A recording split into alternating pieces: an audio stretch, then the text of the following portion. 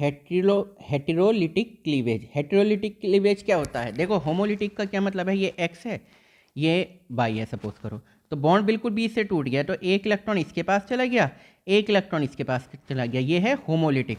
अब heterolytic cleavage क्या है, अब आगे देखेंगे। Can also give a species in which carbon gets the shared pair of electron. तो ऐसा कि कार्बन को मिल जाए शेयर्ड पेयर ऑफ इलेक्ट्रॉन, मान लो ये सी है, कार्बन है, और ये किसी से अटैच है, मान लो जेड से, तो कुछ ऐसा हो कि शेयर्ड पेयर ऑफ इलेक्ट्रॉन, ये जो शेयर्ड पेयर है ये और ये इसके पास चले जाएं, मतलब कार्बन की इलेक्ट्रोनिगेटिविटी देखा जाए इससे ज़्यादा हो जेड से, यही तो है। ठीक है, फॉर एग्जाम्पल, जैसे example, when group Z attach to the carbon leaves without electron pair the methyl anion. तो देखो CH3Z ये मिला हुआ है, ठीक है, CH3Z है, ठीक है। अब ये दोनों शेयर्ड पेयर ऑफ इलेक्ट्रॉन इसके पास, ये CH3 जो दिख रहा है इसके पास चले जाएं, ये देखो CH3। अब ये इलेक्ट्रॉन, ये जो एक और एक दो हैं, ये यहाँ पर दिखा दिए हैं, एक और एक दो, और हम जब इलेक्ट्रॉन लेता है तो क्या दिखाते हैं, निगेटिव, और जो जिससे इलेक्ट्रॉन जाता है उसे क्या दिखाते हैं, पॉजिटिव। तो ये क्या बन गया, कार्ब, ये क्या बन गया, कार्ब एनायन बन गया ना बच्चों, ठीक है।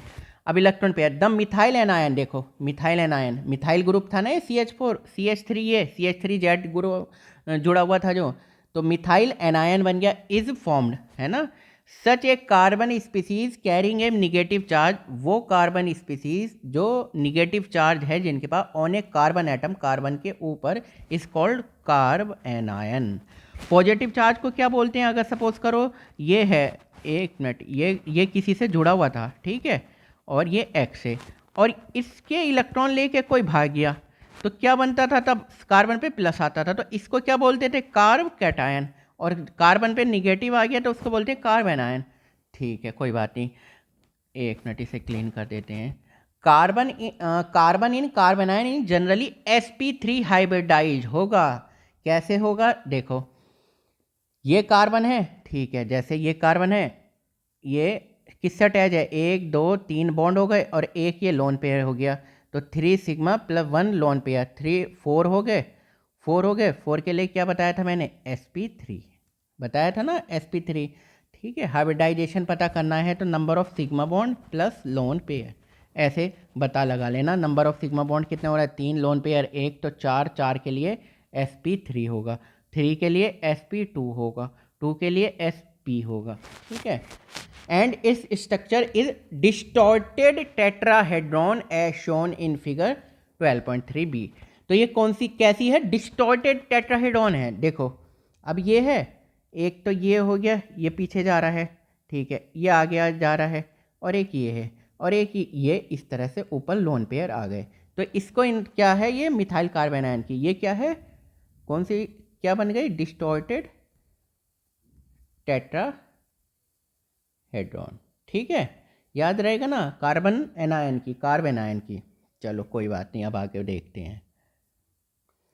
देखो ये carbanion are also unstable है, अब स्टेबल तो है ही, फालतू का ये कार्बन के ऊपर के ये बैठा हुआ है ना negative charge, and reactive speed, अगर कहीं ये देखेगी पॉजिटिव तो आराम से अटैक कर देगी, ठीक है। तो रिएक्टिव, ये the organic reaction which proceed through heterolytic bond, मतलब वो रिएक्शन जो हेट्रोलिटिक बॉन्ड क्लीवेज के थ्रू चल रही हैं, आर कार्ड या तो वो आयनिक हैं या हेट्रोपोलर हैं, और जस्ट पोलर रिएक्शन है, ठीक है, याद रहेगा।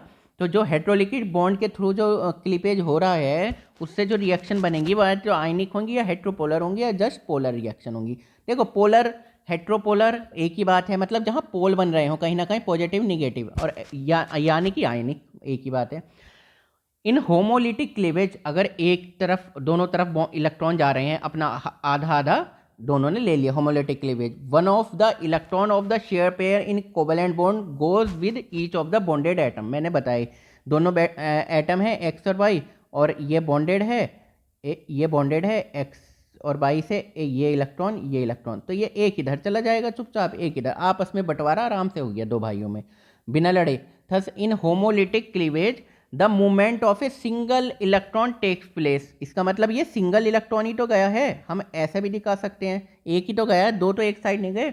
Instead of an electron pair नहीं गया, एक एक इलेक्ट्रॉन गया, ठीक है। The single electron movement in shown by कैसे दिखता है, हाफ, देखो ये हाफ हेडेड, देखो हाफ, ये देखो ये नज़र आ रहा है, ये हाफ हेडेड फिश हुक है ना, ये इस तरह सिंगल, देखो दोनों अगर जाएंगे तो ऐसे दिखाएंगे, और हाफ जा रहा है तो ये, ठीक है, curved arrow. Such cleavage result in the formation of neutral species, तो ठीक है, याद रहेगा, ये cleavage result in the formation of neutral, भाई बनेगा तो न्यूट्रल ही ना, क्यों, जैसे एक तरह से अब आप ये देखो एटम और group which contain unpaired electron, अब ये मान लो आर था, एक्स था, ये दो बॉन्ड थे, एक इधर चला गया एक इधर चला गया, तो आर पे डॉट हुआ, मतलब डॉट मतलब ये फ्री रेडिकल है, बताएंगे आगे, और एक्स पे एक इलेक्ट्रॉन आ गया, तो कोई ये ना कैटाइनिक है ना एनायन है, मतलब आयन नहीं बना, तो मतलब है तो न्यूट्रली, बस ये एक सिंगल पेयर ऑफ इलेक्ट्रॉन है, ऐसे समझ लो।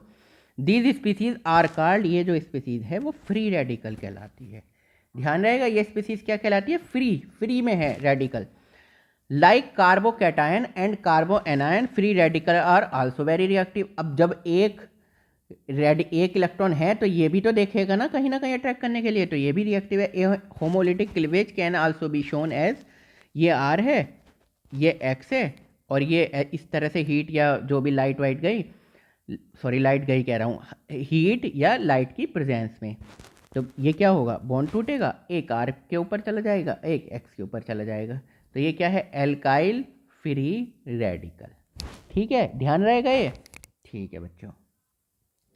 देखो alkyl radical are classified as primary secondary and tertiary, जो एल्काइल रेडिकल है ना, तो वो तीन तरीके से डिवाइड हो रहा है, प्राइमरी बोलेंगे उसे, सेकेंडरी बोलेंगे और टर्शरी बोलेंगे। वो किस कंडीशन, प्राइमरी सेकेंडरी टर्शरी से तू कुछ याद आ रहा है कि क्या होता था, कोई कार्बन, प्राइमरी कार्बन कौन सा होता था, सेकेंडरी कार्बन कौन सा होता था, टर्शरी कार्बन कौन सा होता था, ध्यान करो जरा, मैंने बताया था ना लास्ट लेक्चर में भी, प्राइमरी वो कार्बन होता है जिससे एक कार्बन अटैच है, सेकेंडरी वो कार्बन होता है जिससे दो कार्बन अटैच है, टर्शरी वो कार्बन होता है जिससे तीन कार्बन अटैच है। As we proceed from primary to tertiary. अब देखो ये है एक मिथाइल फ्री रेडिकल, ये मिथाइल है, मिथाइल के ऊपर ये रेडिकल एक, अब ये इथाइल फ्री रेडिकल है, देखो ये इथाइल फ्री रेडिकल, ये है ACH2CH3 इथाइल पर एक रेडिकल। अब ये है आइसोप्रोपाइल रेडिकल, ठीक है, ये देखो CH3 का होल ट्वाइस CH, ये आइसोप्रोपाइल हो गया ना, अरे ये CH3 का होल ट्वाइस CH3 और ये CH, ये ठीक है, एक मिनट ऐसे नहीं, रुक जाओ, ये है CH3 CH, ये रेडिकल और ये CH3, ये तो है ना CH3 का होल ट्वाइस, ये CH इस पे रेडिकल, तो ये कौन सा है, आइसोप्रोपाइल, मैंने पहले भी बताया हुआ आइसोप्रोपाइल कौन से ग्रुप होते हैं।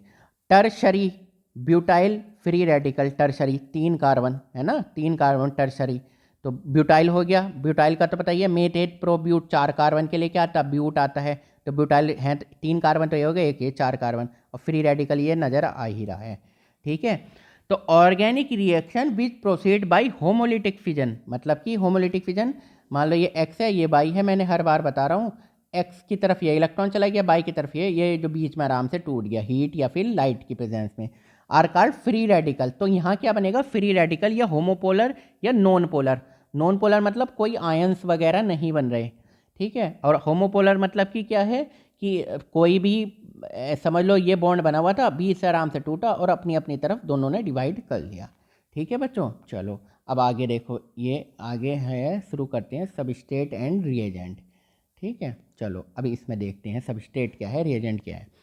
देखो ions are generally not form in the reaction of organic compound, generally क्या है, जो रिएक्शन होंगी ना किसमें, ऑर्गेनिक केमिस्ट्री में, जब अगर कोई भी ऑर्गेनिक कंपाउंड बन रहा है जनरली, तो not form in the reaction of organic compound, तो उसमें क्या है, आयंस जनरली नहीं बन रहे, ठीक है, नहीं बनेंगे। Molecule as such participate in the reaction, basically तो मॉलिक्यूल है ना, किसी भी कंपाउंड आएगा मॉलिक्यूल वो पार्टिसिपेट करेंगे। It is convenient to name और one reagent, name one reagent as substrate, एक रिएजेंट को मान लो दो रिएजेंट हैं, दोनों आपस में रिएक्ट कर रहे हैं, तो एक को क्या बोलने को कह रहा है, ये एक को बोलने को कह रहा है, एक को सबस्ट्रेट बोल दो, ठीक है, और एक को रिएजेंट बोल दो। अब आप कहोगे सर किसको सबस्ट्रेट बोल दो, किसको रिएजेंट बोल दो, X प्लस वाई में रिएक्शन चल रही है, ठीक है। Generally in general a molecule whose carbon is involve in new bond formation, मतलब वो मॉलिक्यूल जिसका कार्बन नए बॉन्ड फॉर्मेशन बना रहा है, नए बॉन्ड बना रहा है, इस कॉल्ड सबस्ट्रेट, ठीक है। मान लो ये X से कोई नए बॉन्ड फॉर्म हो रहे हैं, तो इसको क्या बोल दिया हमने, इसको बोल दिया हमने सबस्ट्रेट, ठीक है। And the other one is called reagent, दूसरे को क्या बोल दोगे, रिएजेंट बोल दोगे। भाई आपने सबस्ट्रेट उसे बोल दिया जो क्या बना रहा है, नए बॉन्ड फॉर्मेशन कर रहा है। When carbon carbon bond is form, जब कार्बन कार्बन के बीच में बॉन्ड बनता है, the choice of naming the reactant as substrate and reagent is arbitrary and depends on molecule under observation. For example, अब ये कह रहा है कि अगर बॉन्ड ही मान लो दोनों में ऐसे में बन रहा है कार्बन कार्बन के बीच, तब किसे सबस्ट्रेट कहोगे और किसे रिएजेंट कहोगे, है ना।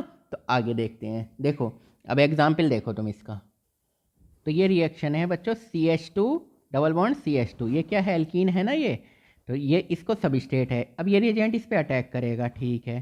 तो ये था ना CH2 और CH2, ये डबल बॉन्ड है, तो ये बॉन्ड टूटा और ये इसकी मैकेनिज्म हम आगे देखेंगे। इससे एक Br चिपक गया, इससे एक Br चिपक गया, तो ये बन गया प्रोडक्ट CH2Br और CH2Br, ठीक है। उसी तरह ये क्या है, ये बेंजीन रिंग है, ये सबस्ट्रेट है। CH3Cl ये क्या है, रिएजेंट है, तो CH3 इधर लग गया, ठीक है।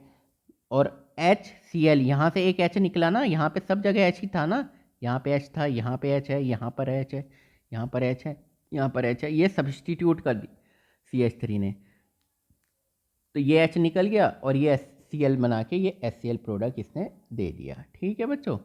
चलो कोई बात नहीं, मैकेनिज्म हम आगे याद करेंगे, पढ़ेंगे, समझेंगे।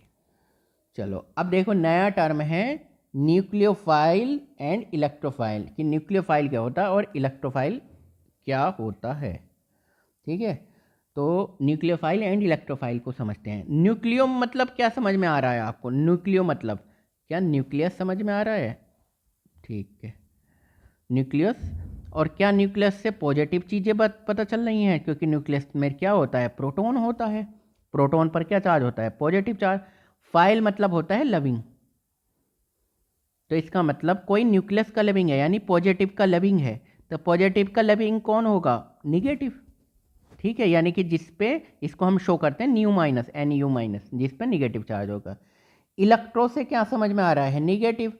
फाइल से मतलब आ रहा है कि पसंद करने वाला निगेटिव, लव करने वाला निगेटिव वाला जो निगेटिव को लव करेगा, तो निगेटिव को लव कौन करेगा, जिसके ऊपर पॉजिटिव चार्ज होगा, इसको हम शो करते हैं E+ से, ठीक है बच्चों। चलो अब थ्योरी पढ़ते हैं। तो देखो reagent attack the reactive site of substrate, reagent कहाँ अटैक करेगा, रिएक्टिव साइट ऑफ सबस्ट्रेट की रिएक्टिव साइड। अब जैसे ये रिएजेंट है, ठीक है, तो सबस्ट्रेट की रिएक्टिव साइड ना, इसने यहाँ पर H को हटा के सोचा, सब्स्टिट्यूशन रिएक्शन जो भी हम आगे पढ़ेंगे, यहाँ को हटाया H को और यहाँ पे अटैक किया, है ना। तो जैसे इसने यहाँ पर अटैक किया और यहाँ पर डबल बॉन्ड टूटा होगा रिएजेंट ने, तो उसी तरह reagent attack the reactive site of substrate, the reactive site में भी इलेक्ट्रॉन डेफिशिएंट, मतलब जहाँ पर अटैक करेगा ना कौन, रिएजेंट, तो वो इलेक्ट्रॉन की कमी भी हो सकती है वहाँ पर, मतलब इलेक्ट्रॉन एक तरह से पॉजिटिव समझ लो, और इलेक्ट्रॉन ज़्यादा भी हो सकते हैं, इलेक्ट्रॉन डेफिशिएंट में इलेक्ट्रॉन की कमी भी हो सकती है और इलेक्ट्रॉन ज़्यादा भी हो सकते हैं। चलो कोई बात नहीं, अब देखो ये portion of the molecule, a positive reactive site भी हो सकती है, ठीक है। An atom with incomplete electron shell, जो पॉजिटिव साइट का मतलब क्या, positive reactive site, an atom with incomplete electron shell और the positive end of the dipole in the molecule, मतलब जैसे मान लो उसके इलेक्ट्रॉन कितने होने चाहिए, एक तरह से बॉन्डेड के अकॉर्डिंग 8 इलेक्ट्रॉन होने चाहिए ना। सपोज करो कोई भी एक कंपाउंड है, X कंपाउंड है, तो उसके कितना ऑक्टेट कंप्लीट होना चाहिए, तो मान लो ऑक्टेट कंप्लीट क्या है, ऑक्टेट कंप्लीट नहीं हुआ, तो ये एक तरह से इलेक्ट्रॉन की कमी है ना, ठीक है। और क्या है रिएक्टिव साइट, क्या हो सकती है, an atom with incomplete electron shell और the positive end of the dipole in the molecule. Suppose करो HCl है, ठीक है, तो H पर कौन सा चार्ज आ जाता है, थोड़ा सा पॉजिटिव, Cl पर कौन सा आ जाता है, निगेटिव, क्योंकि अपनी तरफ को इलेक्ट्रॉन खींचता है, ठीक है। तो देखो ये भी तो किसी मॉलिक्यूल के लिए एक्टिव साइट हो गई ना। अगर मान लो वो निगेटिव है तो यहाँ पर निगेटिव वाला यहाँ पर अटैक कर सकता है, और पॉजिटिव है तो पॉजिटिव वाला क्लोरीन के ऊपर अटैक कर सकता है। तो यही बता रहा है वो, ठीक है। If the attacking species is electron rich, अगर जो अटैक करने वाली स्पीसीज है वो इलेक्ट्रॉन उस पर बहुत सारे हैं, इलेक्ट्रॉन रिच है, ठीक है। अगर वो इलेक्ट्रॉन रिच है तो वो कहाँ पे अटैक करेगी? It attacks the side. It if attacking species is electron deficient, अगर जो अटैक करने जा रहा है ये रिएजेंट, ये अटैक करने जा रहा है और इस पे क्या कमी है?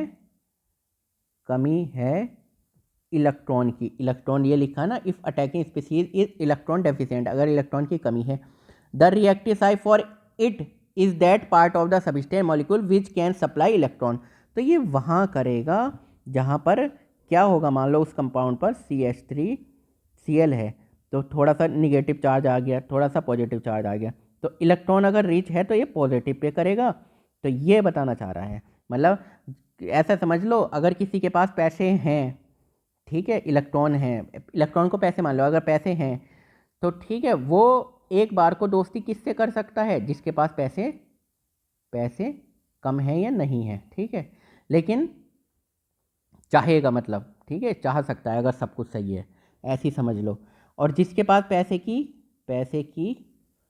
की कमी है, इलेक्ट्रॉन की कमी है, तो वो तो उसके पास जाएगा ना जहाँ पे इलेक्ट्रॉन ज़्यादा होंगे, बस ऐसे समझ लो, उस साइड पे, ठीक है। बस चलो अब देखो क्या कह रहे हैं आगे।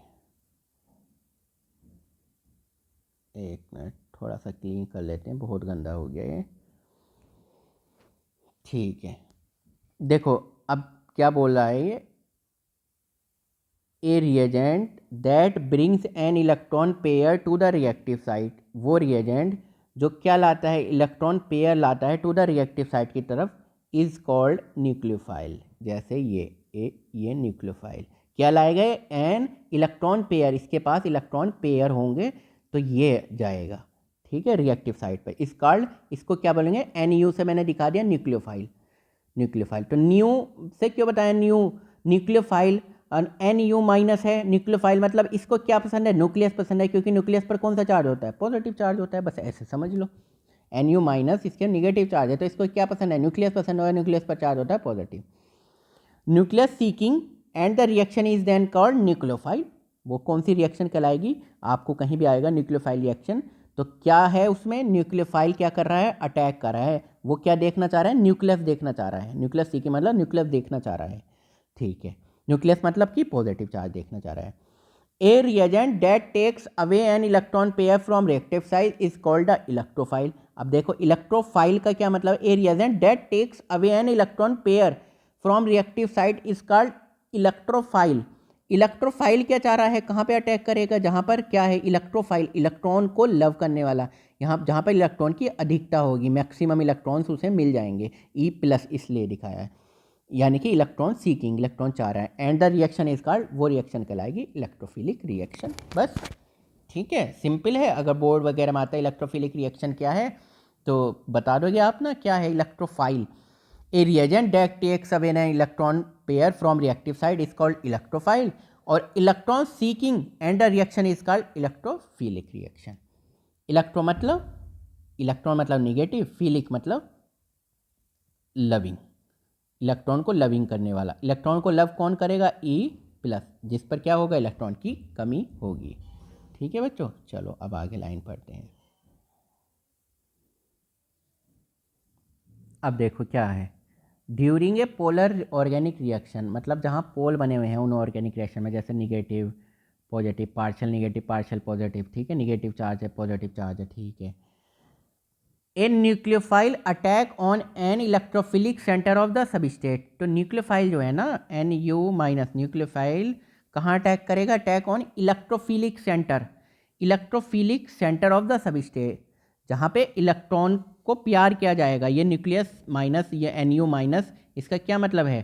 ठीक है, तो न्यूक्लियोफाइल है ये, ठीक है। तो न्यूक्लियोफाइल कहाँ अटैक करेगा? कहाँ करेगा? Which is that specific atom और part of the substrate which is electron deficient, जहाँ पे क्या होगी वहाँ काम करेगा, जहाँ पे इलेक्ट्रॉन की, एक मिनट, कमी होगी, यहाँ इलेक्ट्रॉन की कमी है सबस्ट्रेट पर होगी, और ये इस पे ये इलेक्ट्रॉन लेके आ रहा है तो वहीं तो अटैक होगा ना, ठीक है। इसका ऐसा ही उल्टा है। सिमिलरली द इलेक्ट्रोफाइल, इलेक्ट्रोफाइल मतलब ये इलेक्ट्रोफाइल जो इलेक्ट्रॉन को प्यार कर रहा है, attack at the nucleophilic centre, तो nucleophilic centre which is the electron rich centre of the substrate, तो वो सबस्टेट के कहाँ पे काम करेगा, कहाँ पे अटैक करेगा, जहाँ पर इलेक्ट्रॉन होंगे, है ना, जहाँ पे इलेक्ट्रॉन्स होंगे ये निगेटिव निगेटिव, वहीं तो पॉजिटिव वाला आएगा। तो समझ गए आप।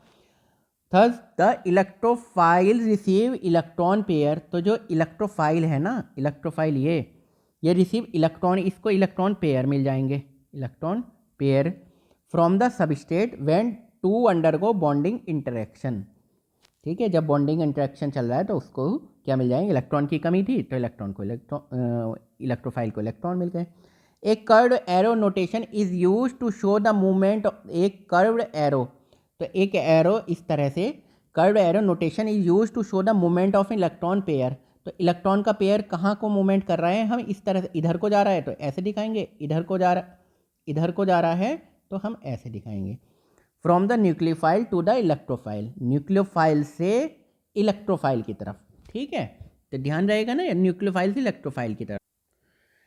भाई सम एग्जाम्पल ऑफ न्यूक्लियोफाइल, यानी कि न्यूक्लियोफाइल क्या है, ये NU माइनस, कुछ एग्जाम्पल न्यूक्लियोफाइल के, यानी कि इनके ऊपर इलेक्ट्रॉन है। Are the negative charge ions, negative charge है ये, negative charge ion with lone pair of electron such as hydroxide ion, ये देखो हाइड्रोक्साइड आयन है, साइनाइड आयन Cn माइनस ये, ठीक है भाई। Cn माइनस ये आराम से पता चला ना, NU माइनस जैसा ही है, मतलब इसको न्यूक्लियस चाहिए ना, देखो निगेटिव है, इसको पॉजिटिव चाहिए, साइनाइड है पॉजिटिव चाहिए। एंड कार्बन आयन, तो Cr3 ये निगेटिव है, इसको पॉजिटिव चाहिए।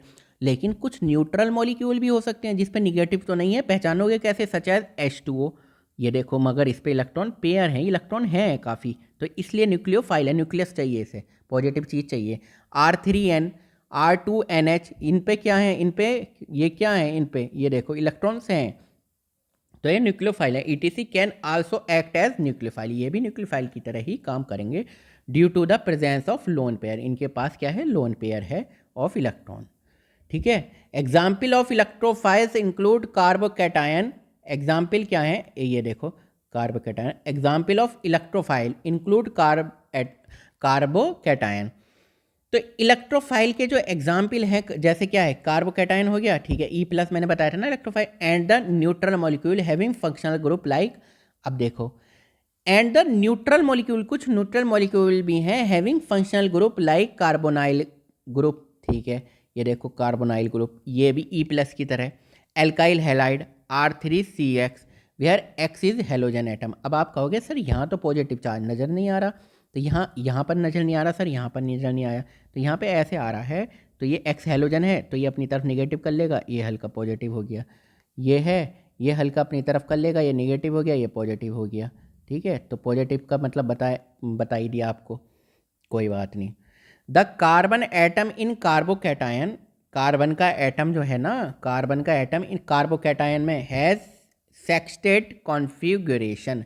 अब ये देखो, इसका मतलब क्या है, इसका मतलब ये है, अभी आपको समझ में आएगा। मैंने बताया एक तो होना चाहिए ऑक्टेट कंप्लीट, देखो ये CH, ये ऑक्टेट कंप्लीट है, 1 2 3 4 5 6 7 8।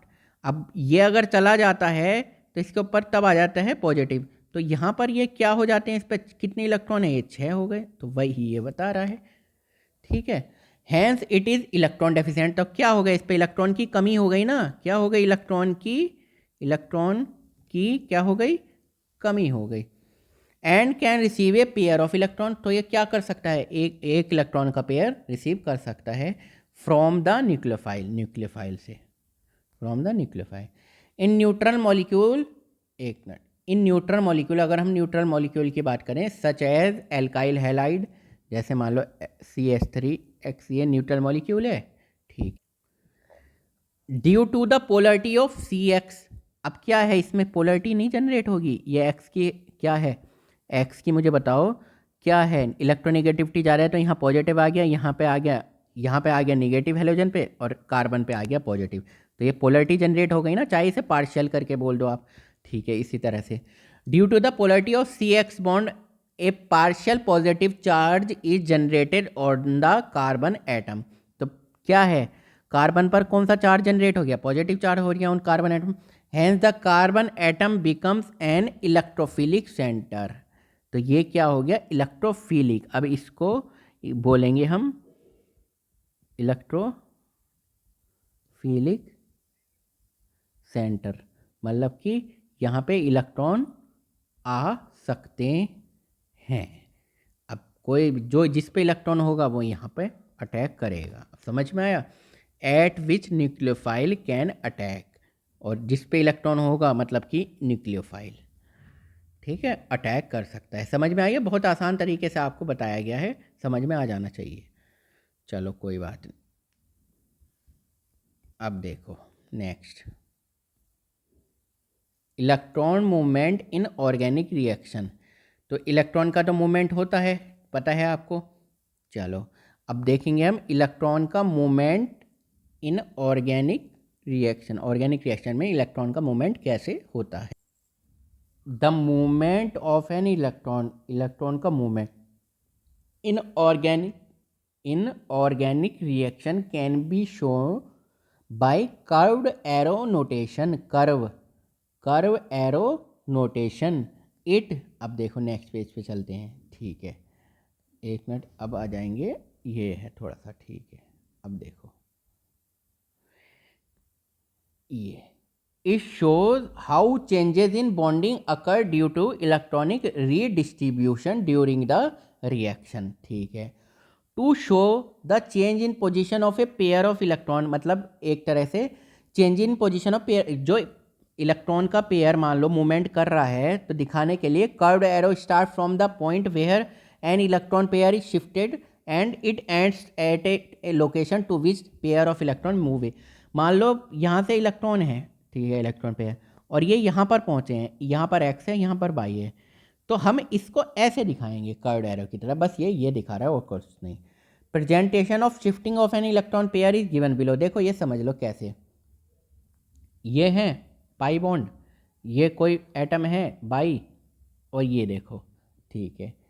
अब ये एक सिग्मा बॉन्ड है। अब देखो अगर ये कर्व ऐसे दिखा रहा है ये इधर को, तो उसने बोला कि इधर से जहाँ से जाएगा और जहाँ को जाएगा ये ऐसे दिखाएंगे।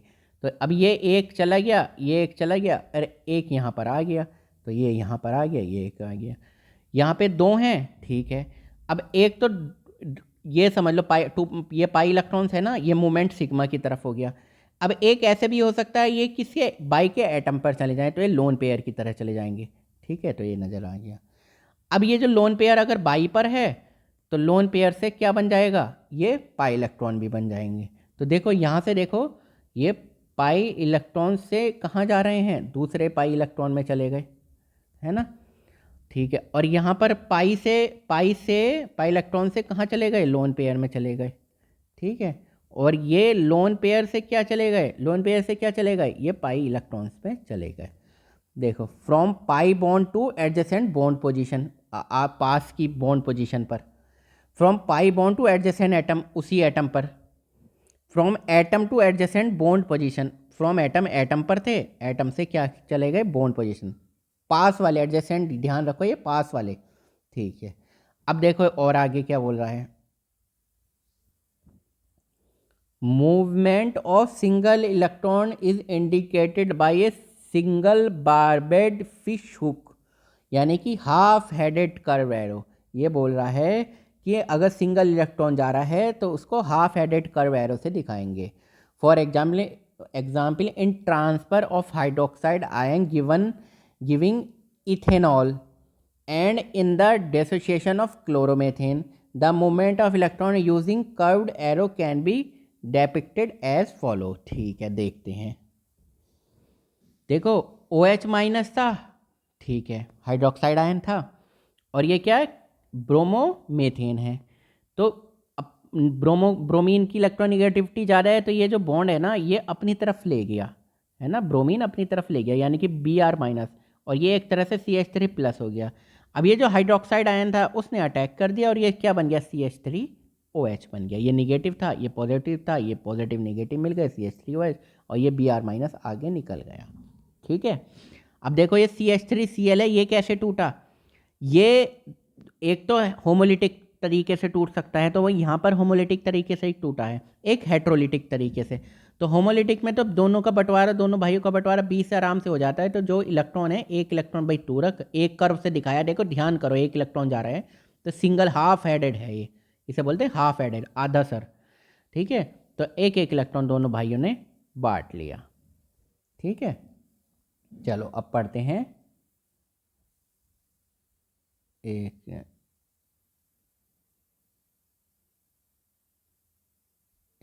ये और क्लियरिटी आएगी। अब पढ़ते हैं हम एक minute, electron displacement effect in covalent bond. मतलब कि सपोज करो कहीं पर एक्स और वाई में कोवेलेंट बॉन्ड बना हुआ है, तो उसमें इलेक्ट्रॉन का डिस्प्लेसमेंट किस तरीके से होगा वो हम यहाँ पर पढ़ेंगे, समझेंगे।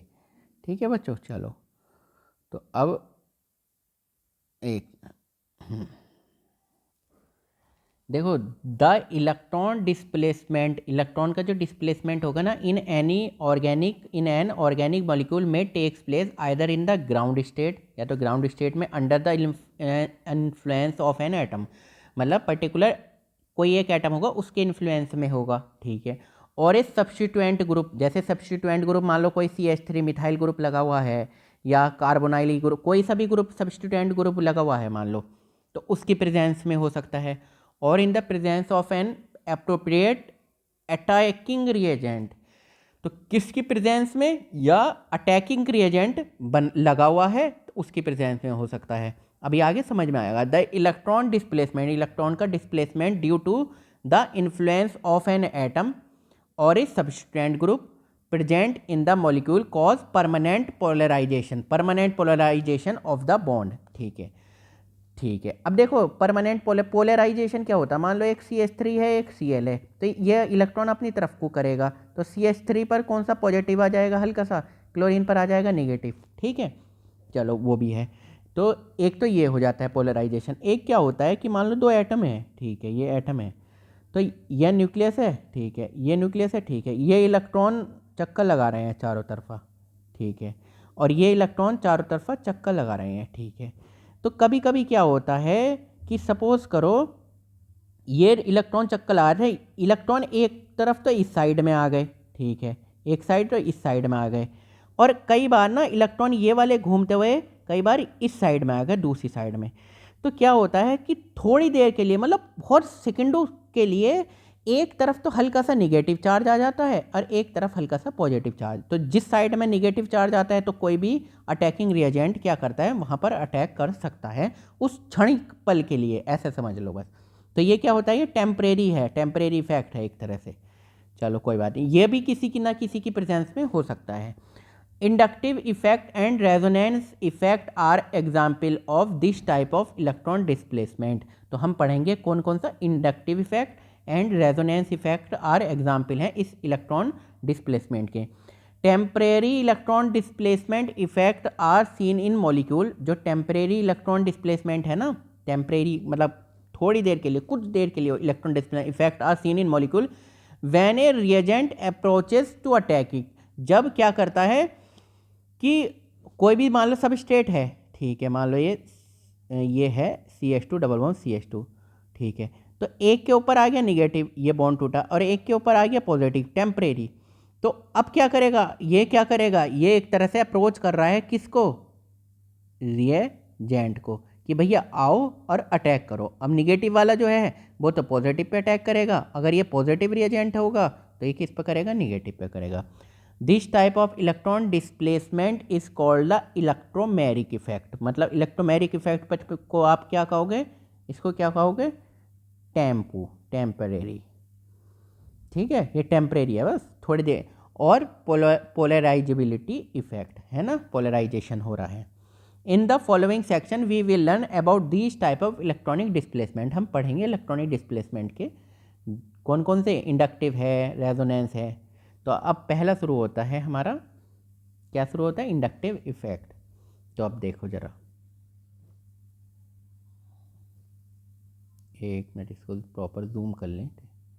हाँ, when A covalent bond is form between atom of different electronegativity, मतलब क्या है, दो एटम हैं, ठीक है, एक्स और वाई, और दोनों की इलेक्ट्रोनिगेटिविटी में डिफरेंट है, तो एक कोवेलेंट बॉन्ड बन रहा है इनके बीच में।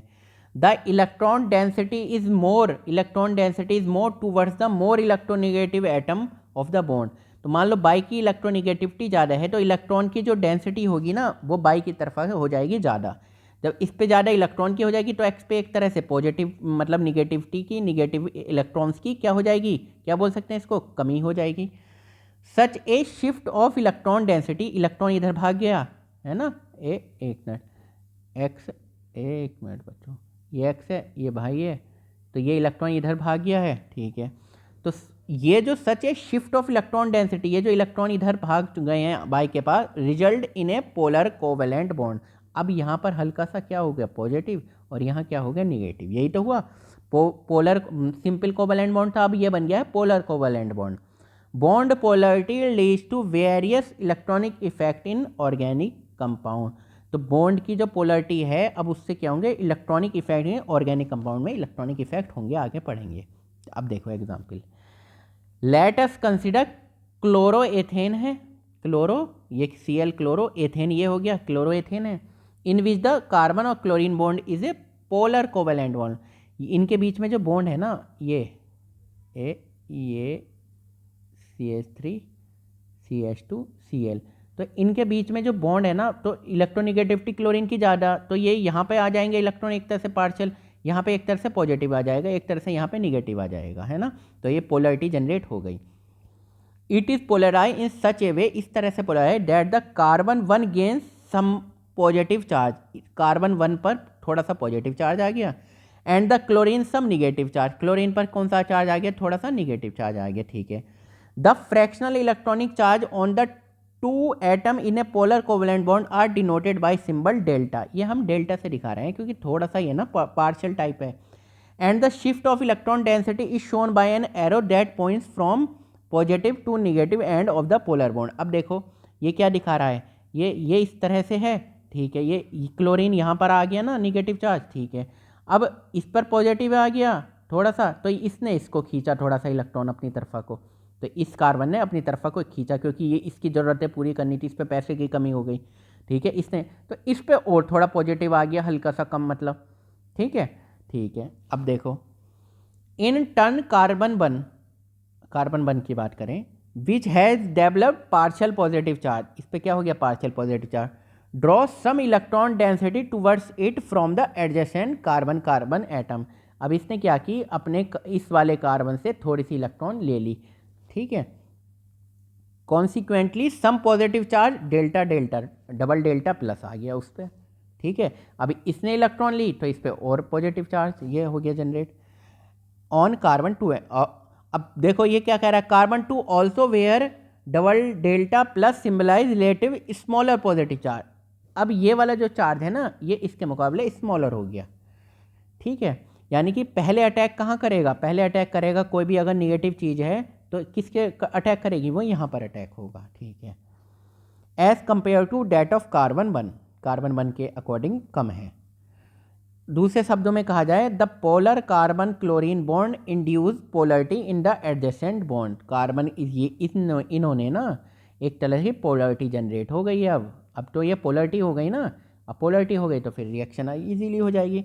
सच polarisation of sigma bond caused by the polarisation of adjacent sigma bond is refer to as the, इसको क्या बोलते हैं हम, इंडक्टिव इफेक्ट, ठीक है, ये याद कर लो इंडक्टिव इफेक्ट। मान लो एक दो लाइन में, पोलराइजेशन ऑफ सिग्मा बॉन्ड, किसका, सिग्मा ही तो बॉन्ड था या डबल बॉन्ड था, ये बताओ, ये जो बॉन्ड था यहाँ सिग्मा बॉन्ड था ना, तो ये यही बोला है, polarisation of sigma bond caused by the polarization of adjacent sigma bond is referred to as the inductive effect। क्या कहलाया जाता है, इंडक्टिव इफेक्ट। याद रहेगा ना इंडक्टिव इफेक्ट क्या है। अब देखो इंडक्टिव इफेक्ट के बारे में पढ़ते हैं। This effect is pass on the subsequent bond, ये इफेक्ट क्या है, पास हो रहा है, आगे को जा रहा है दूसरे पास वाले बॉन्ड का। Also but the effect decreases, effect क्या होता है, कम होने लगता है, as the number of intervening bond increases.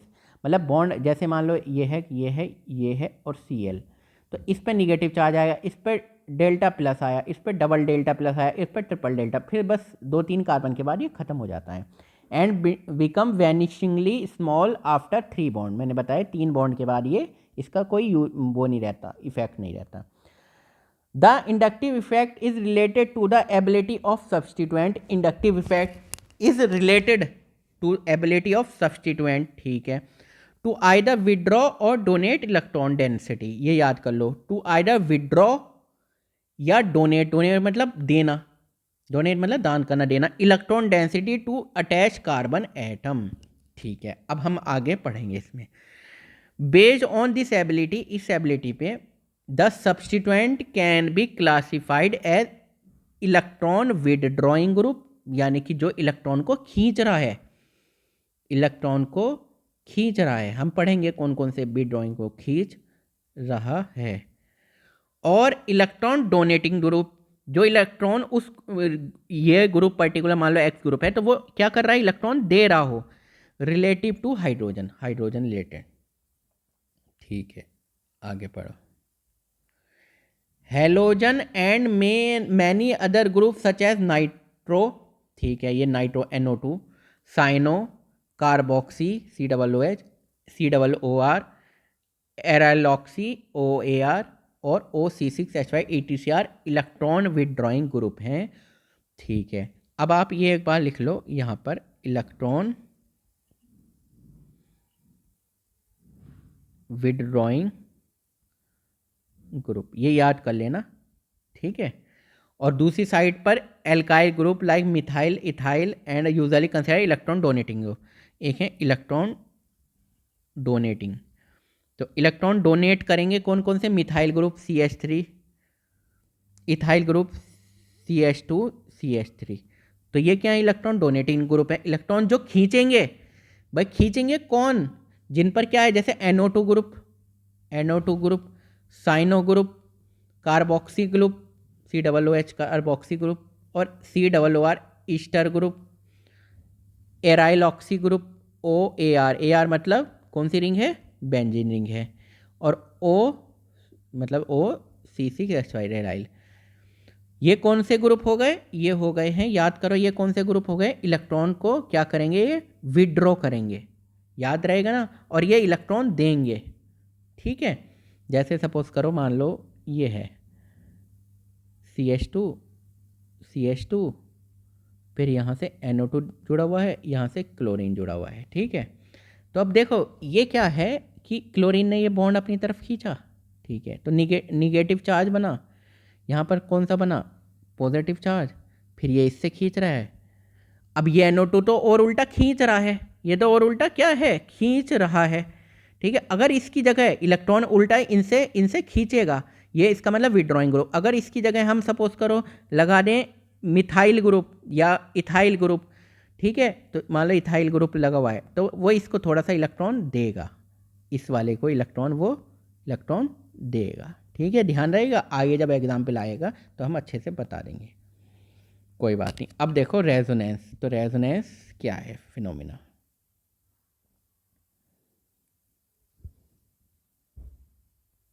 तो इसको प्रॉपर थोड़ा सा ये प्रॉपर जूम करने से थोड़ा सा इसके फॉन्ट, चलो ठीक है। अब देखो हम इसको करते हैं डार्क, रेजोनेंस स्ट्रक्चर। अब रेजोनेंस स्ट्रक्चर क्या होती हैं, तो there are many organic molecule, बहुत सारे ऐसे मॉलिक्यूल हैं whose behaviour can not be explain by a single Lewis structure. मतलब जैसे बहुत आपने लुईस स्ट्रक्चर पढ़ी थी केमिकल बॉन्डिंग में, तो बहुत सारे ऐसे मॉलिक्यूल हैं जो उनसे नहीं पता चल रहा है कि भाई इसकी स्ट्रक्चर एक्चुअली है क्या, एक स्ट्रक्चर से कन्फर्मेशन नहीं हो रहा, वो एक जगह तो वैलिड हो जाती है, दूसरी जगह वहाँ पर कन्फ्यूजन हो जाता है। Example is that of benzene, इसका एग्जाम्पल है बेंजीन का।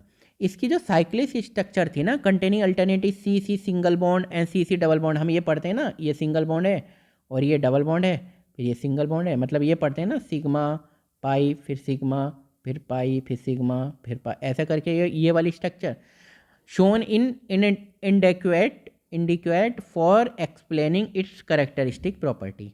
तो ठीक है, आप आगे देखेंगे।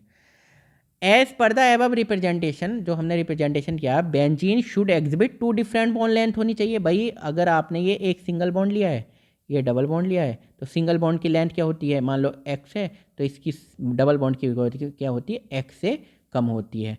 ठीक है, तो मतलब अगर हमने इस तरह बेंजीन का स्ट्रक्चर बनाया है तो कुछ ना कुछ बॉन्ड लेंथ दो टाइप की होगी, एक तो कार्बन कार्बन सिंगल बॉन्ड की होगी और एक कार्बन कार्बन क्या होगी, डबल बॉन्ड की होगी। हाउएवर जब हमने डेटरमाइंड एक्सपेरिमेंटली देखा benzene has a uniform carbon carbon bond distance of, हमने देखा ये तो 139 पिकोमीटर है। मतलब इसका मतलब क्या सिंगल बॉन्ड है सब जगह, मतलब सब जगह क्या सिंगल बॉन्ड है या सब जगह डबल बॉन्ड है, क्या चक्कर है, ये हम समझ ही नहीं पाए कि क्यों 139 एक इक्वल ही आई। A value intermediate between carbon carbon जो सिंगल बॉन्ड की होती है वो होती है 154 पिकोमीटर, और कार्बन कार्बन डबल बॉन्ड की होती है 134 पिकोमीटर, डबल बॉन्ड की छोटी होती है ना। मगर ये तो 139, ये लगभग बीच की क्यों आई, क्या चक्कर है, तो ये थोड़ा सा कन्फ्यूजन रहा सबके लिए। Thus the structure of benzene can not be represented adequately by the above, मतलब नॉर्मल सी बात है, फिर तो बेंजीन की स्ट्रक्चर भाई एक तरह से जो हमने पढ़ी है, ये जो आपने पढ़ी है कि एक सिंगल बॉन्ड होता है, ये डबल बॉन्ड, फिर सिंगल बॉन्ड, फिर डबल बॉन्ड, फिर सिंगल बॉन्ड, फिर ये तो फिर गलत है, क्योंकि इनमें तो दोनों की अलग अलग होनी चाहिए ना। इसकी जो मान लो इसकी एक्स है और इसकी वाई है, तो X is equal to Y नहीं होना चाहिए, मगर हमने देखा X is equal to Y आ रही थी, तो कुछ तो गड़बड़ है दया।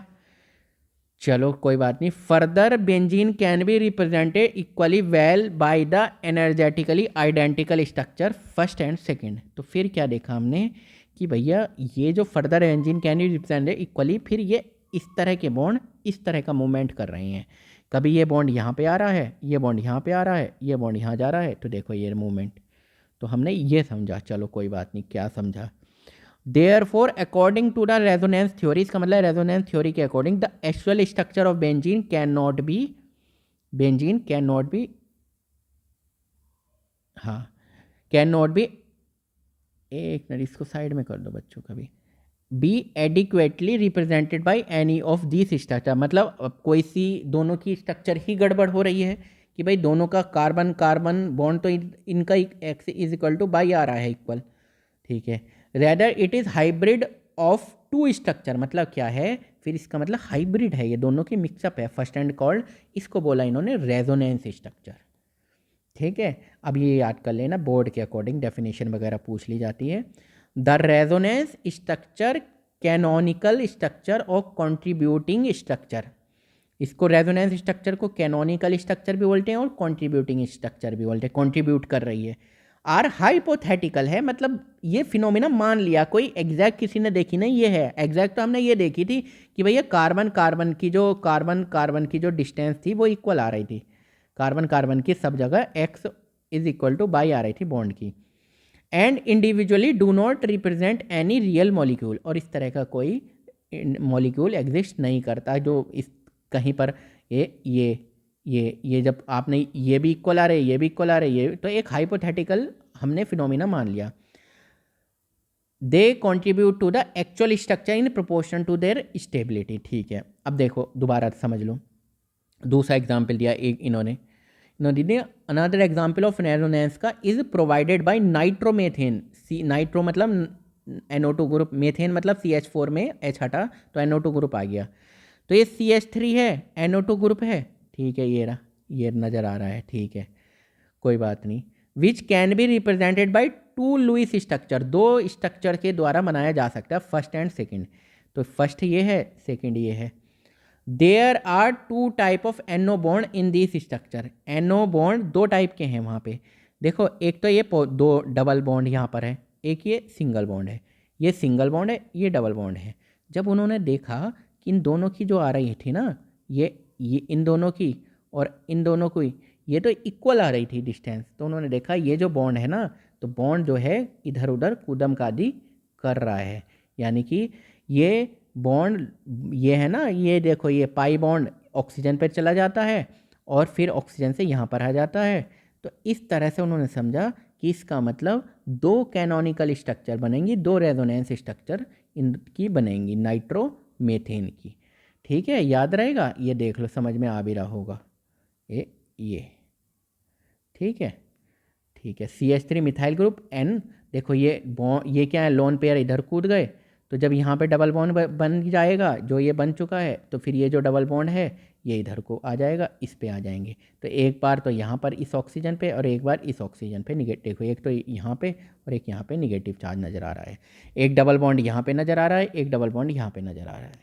ठीक है, However, it is known that the 2NO bond, देखो 2NO bond दो है ना, ये दो नाइट्रोजन ऑक्सीजन, ये दो NO bond of nitromethane are of the same length intermediate between NO single. उन्होंने कहा ये तो भैया ये तो इक्वली आ रही हैं, तो ये कैसे फिर होगा। तो एंड नाइट्रोजन डबल बॉन्ड, ठीक है, मतलब कि ये वाली डबल बॉन्ड वाली भी और सिंगल बॉन्ड वाली भी स्ट्रक्चर क्या आ रही थी, इनकी बॉन्ड लाइन सेम ही आ रही थी, इन दोनों की क्या आ रही थी, सेम आ रही थी। तब अंदाजा लगाया कि ये जो बॉन्ड है ये कभी इधर घूम रहा है कभी उधर घूम रहा है।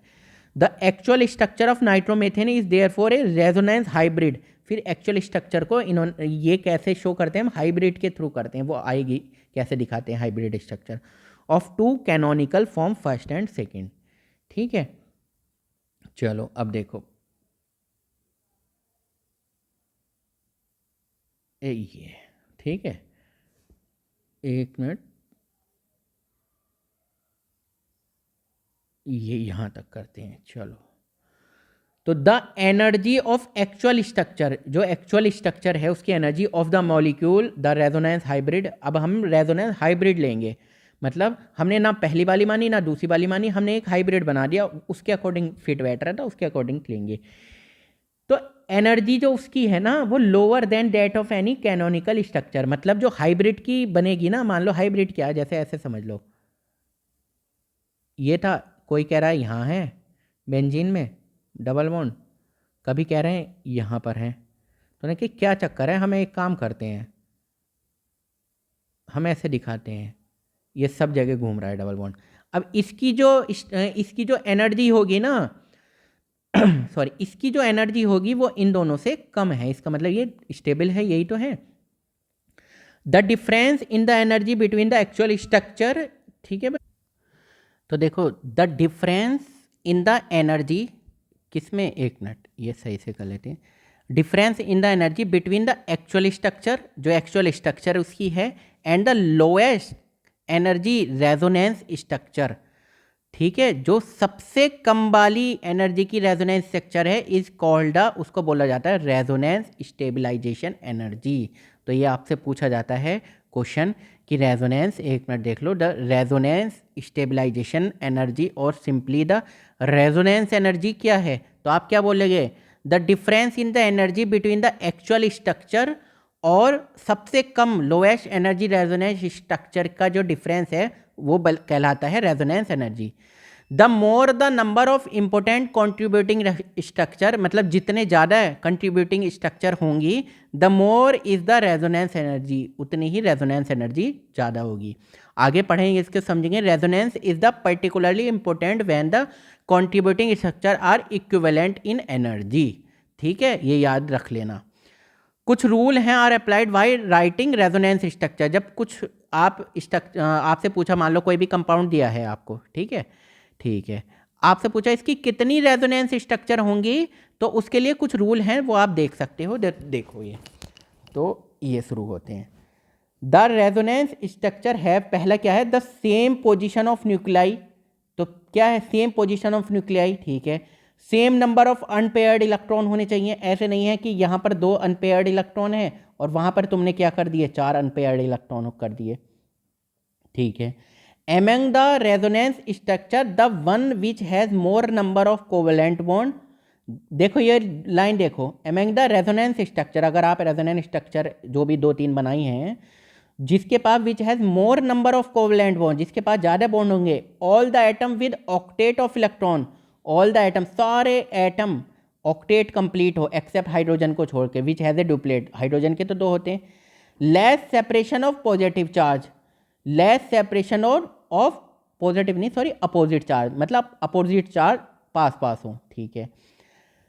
A negative charge if any और more electronegative atom, A positive charge if any on more electropositive atom, ये क्या बोला है, निगेटिव चार्ज किस पर रहे, इलेक्ट्रोनेगेटिव एटम पर, मान लो क्लोरीन पर निगेटिव चार्ज है तो सही है, फ्लोरीन पर नेगेटिव चार्ज है तो सही है, ठीक है। And more dispersal of charge is more stable then other. तो देख रहे हो वो जो स्ट्रक्चर होगी वो क्या होगी, वो स्टेबल होगी। जैसे कुछ ने कुछ बताया, मान लो ऑक्सीजन है, फ्लोरीन है, क्लोरीन है, ये इलेक्ट्रोनेगेटिव एटम है, इन पर नेगेटिव चार्ज सही है।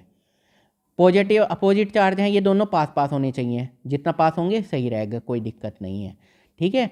ज़्यादा से ज़्यादा कोवेलेंट बॉन्ड हो, मोर एक मिनट मोर कोवेलेंट बॉन्ड हो, अच्छी बात है, बढ़िया रहेगा। ऑक्टेट कंप्लीट हो, अच्छी बात है, बढ़िया रहेगा। तो वो क्या होगी, स्टेबल होगी, ठीक है। अब देखो, अब आ जाएगा रेजोनेंस इफेक्ट। ये आ गया रेजोनेंस इफेक्ट, एक मिनट। तो ये आ गया रेजोनेंस इफेक्ट। अब रेजोनेंस इफेक्ट क्या है? The resonance effect is defined as the polarity produced in the molecule. Polarity देख लो, resonance effect is defined as the polarity produced in molecule by the interaction of 2 pi bond. कितने? 2 pi bond और between a pi bond and a lone pair. तो या तो pi bond and lone pair के बीच, या pi 2 pi bond के बीच, of a electron present on a adjacent atom, ठीक है। The effect is transmitted through the chain. ये जो इफेक्ट है ना, ये किसके थ्रू चलता है? Transmitted through the chain. There are 2 type of resonance और mesomeric effect designed as R और एम इफेक्ट। अब समझ में आ गया, मेसोमेरिक इफेक्ट को क्या बोलेंगे हम? M effect. इसको हम आगे जाके पढ़ेंगे, प्लस एम और माइनस एम क्या क्या होता है। और 2 टाइप ऑफ रेजोनेंस, इसको बोलेंगे आर रेजोनेंस, मतलब आर इफेक्ट। तो देखो अब क्या है, पॉजिटिव रेजोनेंस इफेक्ट। तो पॉजिटिव रेजोनेंस इफेक्ट यानी कि प्लस आर इफेक्ट। तो in this effect the transfer of electron is away from an atom. Transfer of electron क्या होगा? दूर जाएगा, फ्रॉम एन एटम, उस एटम से, और substituent group attach to the conjugated system. जो कॉन्जुगेटेड सिस्टम से अटैच है उससे इलेक्ट्रॉन कहाँ जाएंगे? दूर जाएंगे। अभी पढ़ेंगे कॉन्जुगेटेड सिस्टम क्या होता है।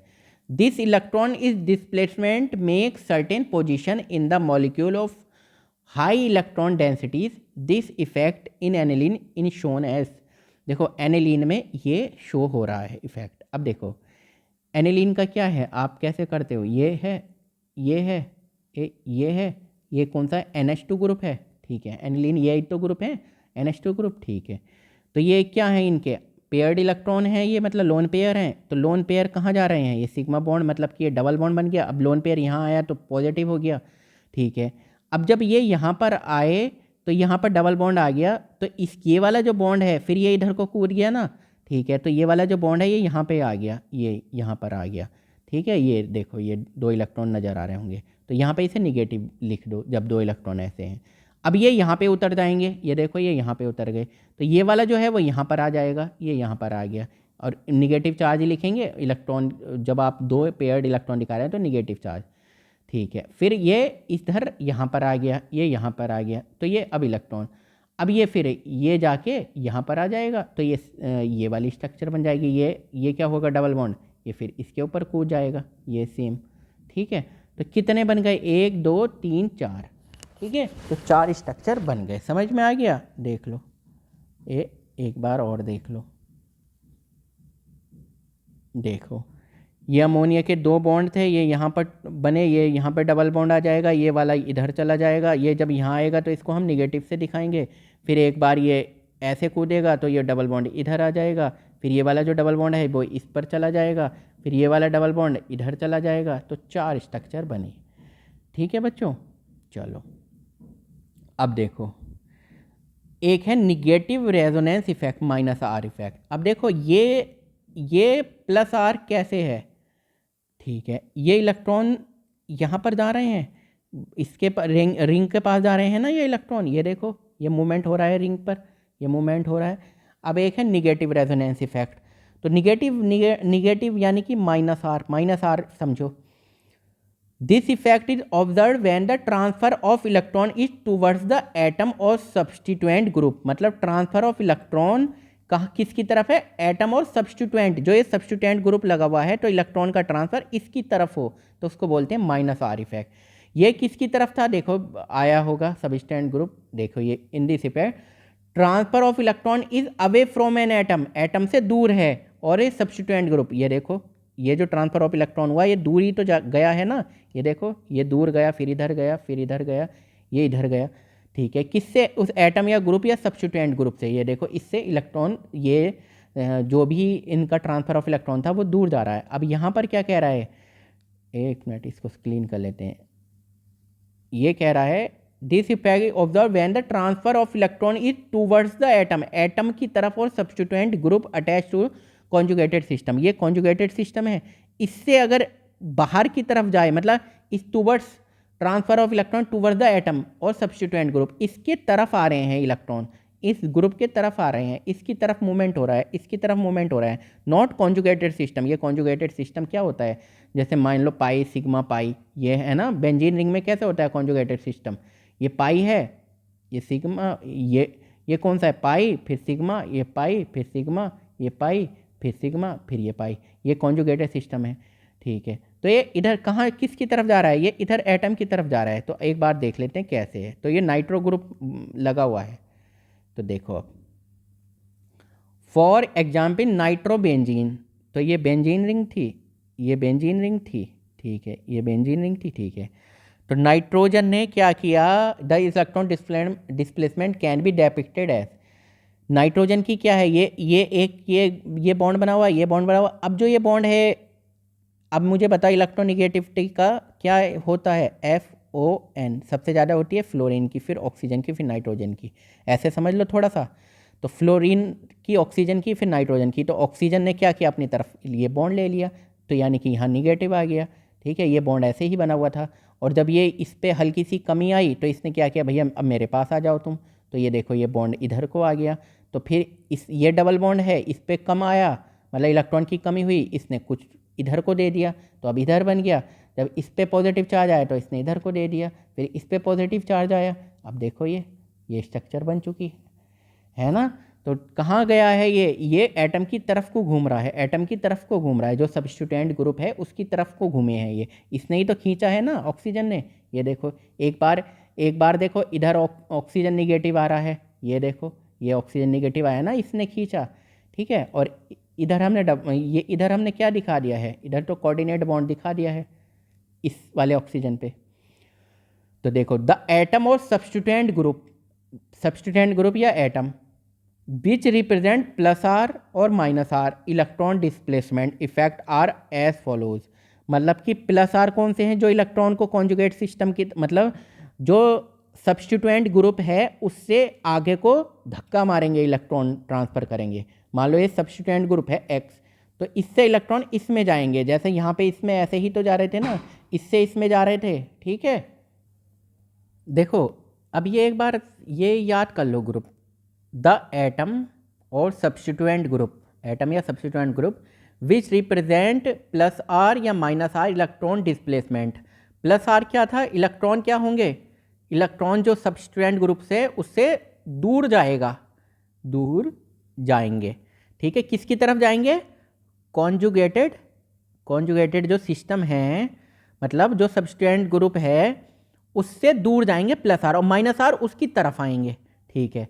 तो प्लस आर ग्रुप कौन कौन से हैं, देखो प्लस आर है OH, इस पे इलेक्ट्रॉन होते हैं ना ऑक्सीजन पे, ठीक है। OR OCOR ये भी क्या करेगा, इलेक्ट्रॉन धकेलेगा एक तरह से। नाइट्रोजन ये NH2 ग्रुप, ठीक है, इस पे नाइट्रोजन पर क्या होते हैं, इलेक्ट्रॉन्स होते हैं, ठीक है। NHR ये इलेक्ट्रॉन पेयर होते हैं, NHR। NR2 NHCOR ये क्या करेगा, इलेक्ट्रॉन को क्या देगा, धक्का देगा, कहाँ, जो ये सब्स्टिट्यूएंट ग्रुप लगा हुआ है, ठीक है, जैसे यहाँ पे हमने देखा था ना, ये ग्रुप लगा हुआ था, ये रहा NH2 ग्रुप, एक मिनट, ये रहा NH2 ग्रुप, तो देखो NH2 ग्रुप ये इसके इलेक्ट्रॉन थे, तो ये क्या कर रहे थे, मूवमेंट ट्रांसफर ऑफ इलेक्ट्रॉन हो रहा था, ठीक है, ये देखो ये ट्रांसफ़र, फिर यहाँ पे से घूमा, फिर इधर से घूमा, फिर इधर यहाँ पर आ गया, ठीक है। तो उसी तरह NH2 ये ग्रुप कौन से हैं, ये हैं प्लस आर ग्रुप, याद रहेगा, OH OR OCOR NH2 NHR और NR2। देखो ऐसे याद करो, एक मिनट, ऑक्सीजन है, तीनों ऑक्सीजन वाले हैं, ऑक्सीजन पर तो इलेक्ट्रॉन पेयर होते हैं, इलेक्ट्रॉन्स होते हैं, ठीक है। ये नाइट्रोजन पर भी होती हैं, एक दो, ठीक है, एक बॉन्ड बना हुआ है, दो हाइड्रोजन, पांच होते हैं ना। नाइट्रोजन का एटॉमिक नंबर कितना होता है? 7, 2, 5, तो 5 इलेक्ट्रॉन, एक दो, दो जुड़े हुए हैं इससे 4, अरे एक ये रहा 5, तो 2। अब नाइट्रोजन, एक हाइड्रोजन हट के आर आ गया, ठीक है, फिर दोनों हाइड्रोजन हट के आर आ गया, फिर NHCOR, माइनस आर इफेक्ट, वो क्या करेगा? माइनस आर इफेक्ट का मतलब क्या है? जो सब्स्टिट्यूएंट ग्रुप है ना, उसके पास आएंगे कौन? इलेक्ट्रॉन का डिस्प्लेसमेंट। ये देख लो, नजर आ रहा होगा, एक मिनट, ये देखो, ये नजर आ रहा है माइनस आर ग्रुप, एक मिनट बच्चों, ये देखो, ये था NO2 ग्रुप, तो ये मूवमेंट देखो इधर को गया ना, अब इसने खींच लिया, ये रहा है ना, इसने खींच लिया, तो फिर ये इलेक्ट्रॉन की कमी पड़ी, तो इधर से इधर, इधर से इधर डिस्प्लेसमेंट होने लगा। किसकी वजह से? सब्स्टिट्यूएंट की वजह से हुआ है डिस्प्लेसमेंट, है ना, सब्स्टिट्यूएंट की तरफ हुआ है, तो सब्स्टिट्यूएंट की तरफ हुआ है तो मतलब माइनस आर, ठीक है। चलो अब समझ में आ गया। अब देख लो, ये the presence of alternate single and double bond in an open chain और cyclic system is termed as conjugated system. ये क्या बोल रहा है, ये याद कर लो कि क्वेश्चन पूछा जाता है। कॉन्जुगेटेड सिस्टम क्या है? क्या है ये? The presence of alternate single and double bonds in open chain और साइक्लिक सिस्टम। मान लो साइक्लिक सिस्टम है ये, तो ये क्या बोल रहा है? प्रेजेंस ऑफ अल्टरनेट, एक को छोड़ के, सिंगल एंड डबल बॉन्ड, यहाँ पे डबल बॉन्ड है, यहाँ सिंगल है, यहाँ डबल है, यहाँ सिंगल है, यहाँ डबल है, यहाँ सिंगल है, इस टर्म्ड एज कॉन्जुगेटेड सिस्टम कहलाता है। These system often show abnormal behaviour. क्या ये जो सिस्टम है ये एबनॉर्मल बिहेवियर शो करता है। द एग्जाम्पल आर 1,3-ब्यूटाडाइन, एनिलीन एंड नाइट्रोबेंजीन। इसके एग्जाम्पल हैं किसके? साइक्लिक सिस्टम, जो भी कॉन्जुगेटेड सिस्टम ETC। जैसे 1,3-ब्यूटाडाइन एनिलीन बना लेते हैं, अभी हमने बनाया था ना, क्या है ये? बेंजीन रिंग है, ये सिग्मा, ये NH2 ग्रुप, ये एनिलीन है। नाइट्रोबेंजीन क्या है? ये बेंजीन रिंग है, ये नाइट्रोबेंजीन क्या है? ये बेंजीन रिंग है, ये और नाइट्रो ग्रुप, ठीक है। इन सच सिस्टम, इस सिस्टम में द पाई इलेक्ट्रॉन्स आर डीलोकेलाइज। ये याद कर लेना, कॉन्जुगेटेड सिस्टम में किसका मूवमेंट होता है? पाई इलेक्ट्रॉन्स का, and the system develop polarity develop हो जाती है। ये NH2 ग्रुप है, तो आपने देखा होगा कौन सा हुआ, ये लास्ट में देख लो आप, क्या हो रहा है? पाई इलेक्ट्रॉन का ही तो मूवमेंट हो रहा है। ये देखो, यहाँ से किसका हुआ? पाई का। ये कौन सा हुआ? पाई का। ये कौन सा हुआ? पाई का, ठीक है। ये कौन सा मूवमेंट हुआ? पाई का, ठीक है। प्रूफ हो गया ना, ये बात सही है, ठीक है। अब देखो, अब क्या है हमारा, अब शुरू करते हैं high electromeric effect. If A electromeric effect, चलो इसको इस तरह से कर लो, ठीक है। It is a temporary effect, temporary है, थोड़ी देर का है, द परमानेंट नहीं है। The organic compound having a multiple bond, वो ऑर्गेनिक कंपाउंड जो इनके पास मल्टीपल बॉन्ड होते हैं, डबल और ट्रिपल बॉन्ड होते हैं, वो शो करके हैं ये इफेक्ट किसके प्रेजेंस हो? In the presence of attacking reagent, attacking reagent की प्रेजेंस में ही शो होता है। जैसे कि आपका कोई रूम पार्टनर है और वो रात को पढ़ रहा है, रूम है, आप यहाँ सोए हुए हो और आपका रूम पार्टनर पढ़ रहा है, तो आप कब पढ़ोगे? केवल अटैकिंग रूम पार्टनर की प्रेजेंस में। क्यों? क्योंकि आपको वैसे खुद पढ़ने का मन नहीं कर रहा, लेकिन आपने देखा कि ये पढ़ रहा है, कि चलो, तो अटैकिंग रिएजेंट कौन है? आपका पार्टनर है। It is defined as the complete transfer of, ये देखो, ये क्या डिफाइंड है? Complete transfer of share pair of pi electron to one of the atom joined by a multiple bond on a demand of attacking reagent. मतलब जब attacking reagent पहुंचा ना, तो जैसे मान लो ये डबल बॉन्ड है, CH2 डबल बॉन्ड CH2, तो ये एक बॉन्ड टूटा और ये एक पर आ गया निगेटिव, एक पर आ गया पॉजिटिव। किसकी प्रेजेंस है? मान लो HCl था और HCl में H प्लस था, Cl माइनस, अटैकिंग रिएजेंट। तो उसने इस रिएजेंट ने समझा, जो ये इसके डबल बॉन्ड था, इस रिएजेंट ने समझा कि अगर हम बॉन्ड पे एक पे पॉजिटिव निगेटिव बना दें, तो ये जो अटैकिंग रिएजेंट है ना, तो इसका जो पॉजिटिव है, इसका जो पॉजिटिव है वो तो निगेटिव पे रिएक्ट कर लेगा, इसका जो निगेटिव है वो पॉजिटिव पे अटैक कर लेगा। तो ये जो कंपाउंड था सिंपल, ये जो कंपाउंड था ये टूटा और इसकी प्रेजेंस में टूटा, क्योंकि यहाँ आयंस है तो इसने देखा हम भी आयंस बनाते हैं तो कंपाउंड इजीली अटैक कर सकता है।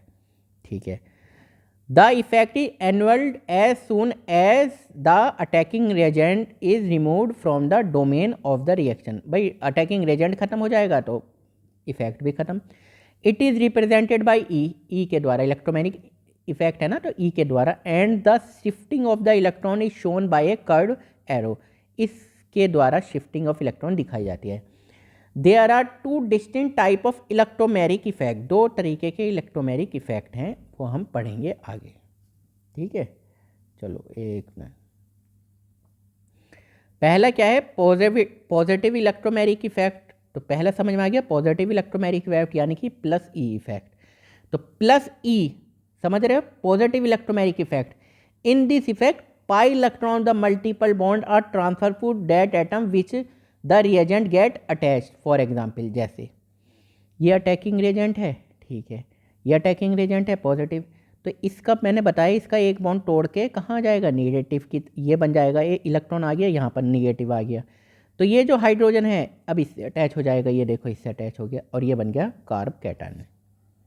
ठीक है, ठीक है, अब देखो पॉजिटिव की एक बार और पढ़ लो, पॉजिटिव इलेक्ट्रोमैग्नेटिक इफेक्ट क्या बोल रहा था, मैंने बताया था ना लास्ट एग्जाम्पल में।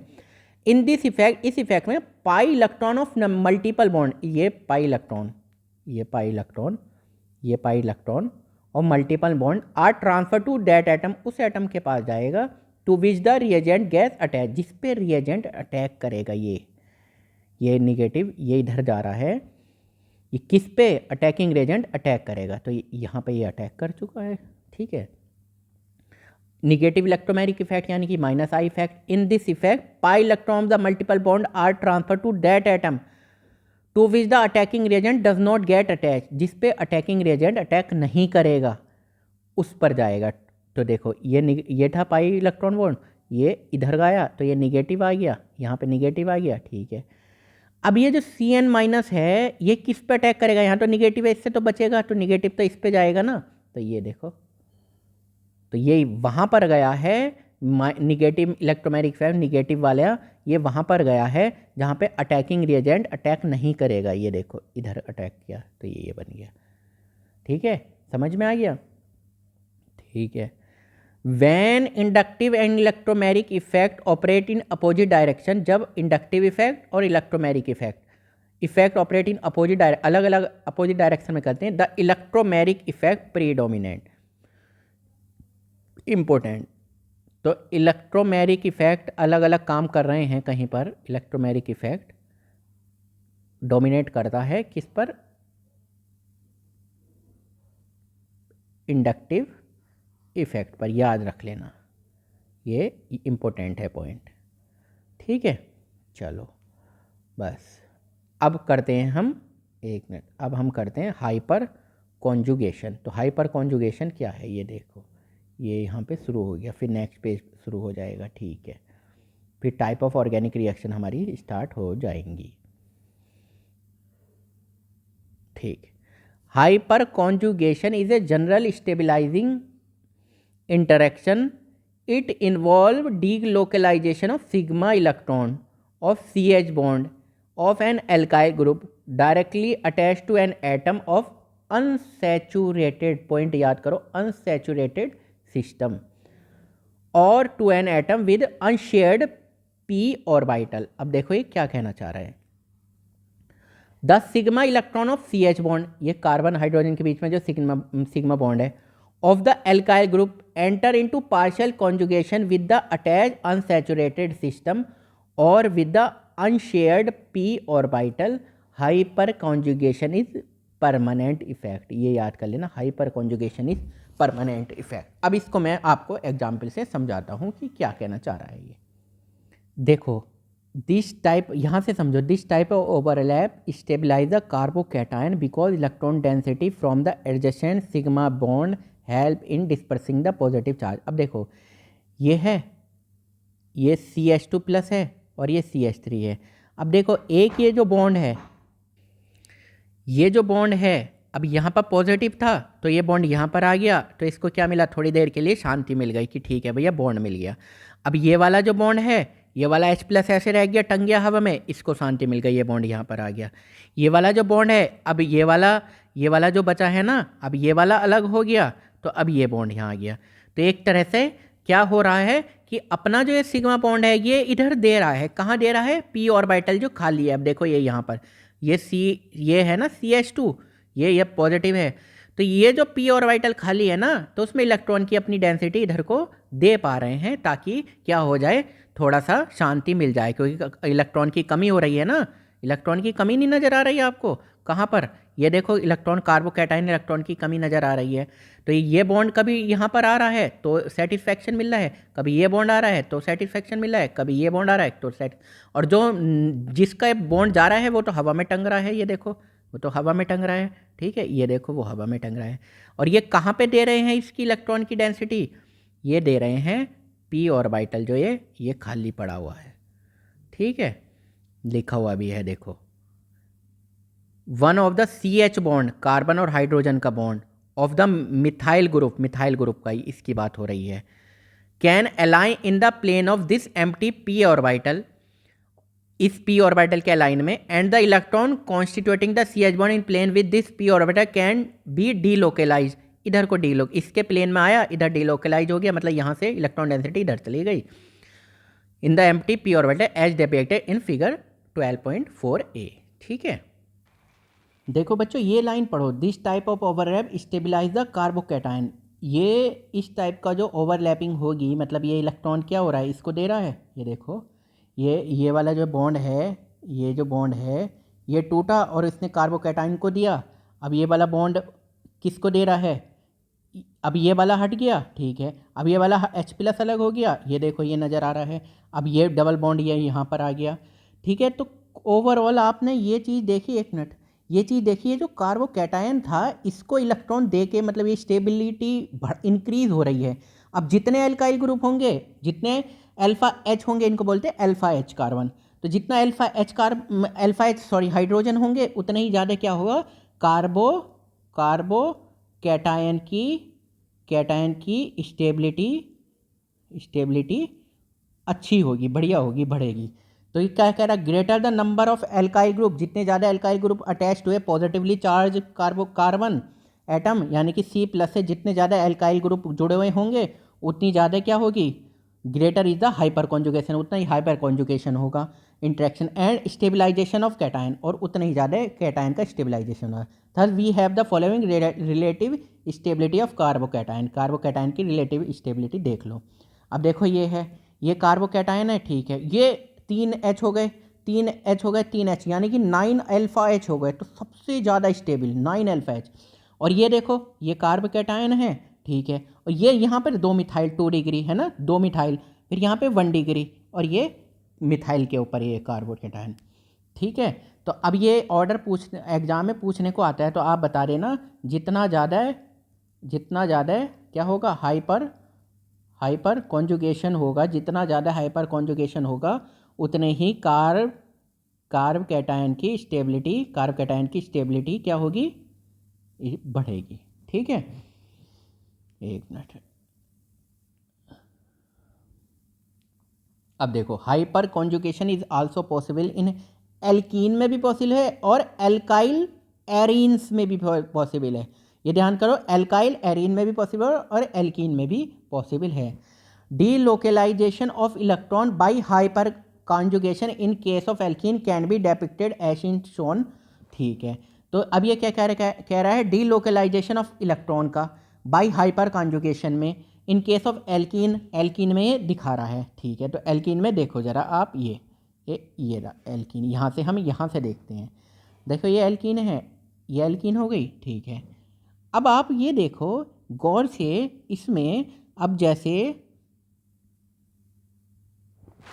अब ये डबल बॉन्ड था, अब देखो एक H+ ये वाला बॉन्ड, ये वाला जो बॉन्ड है ये यहाँ पर हो गया, इसको सेटिस्फाई कर दिया, ठीक है, ये रहा, है ना। और ये जो डबल बॉन्ड था ये कार्बन के पास आ गए इलेक्ट्रॉन्स, देख लो, उसी तरह फिर ये हो गया और फिर ये हो गया, ठीक है। तो क्या है, अब देखो तुमने एक चीज़ गौर की कि यहाँ पे ना कोई बॉन्ड नहीं है, तो इसे नो बॉन्ड, तो इसे क्या बोलते हैं, द हाइपर कॉन्जुगेशन में also be regarded as no bond resonance, इसको नो बॉन्ड रेजोनेंस भी बोलते हैं।